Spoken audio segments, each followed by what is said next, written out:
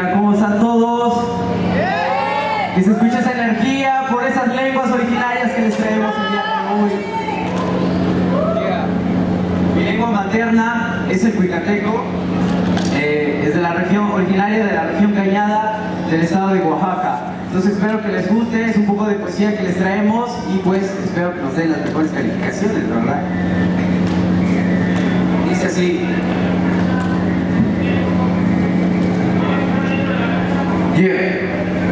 Usas jita para iñeñe, kuchi kubini dasidino nayaye, chinelo y baku, tascamba lleno, ichi dasidino, gugubi kenescano, nantiño para nakambi lleno, mono sugeno, jimaruku yundo, nuniyaruku nuni, chisgeno taswatumi, soy el hombre que canta para su gente.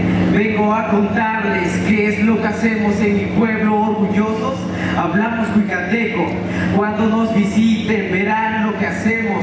Todos los días al campo hay que salir a trabajar para conseguir algo que tragar. Aquí nosotros comemos sal con tortilla, salsa con frijoles.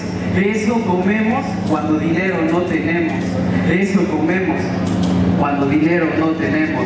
Usas jita para iñeñe, kuchiko vinicidad sidino nayaye, jinero y baco, tascamba lleno, ichida sidino, cucubillenes cano, nantiño para nakambi lleno, mono sugeno, jimaruku yundo, nuniyaruku nuni, chisgeno taswatumi, soy el hombre que canta para su gente, en busca del rescate de las tradiciones.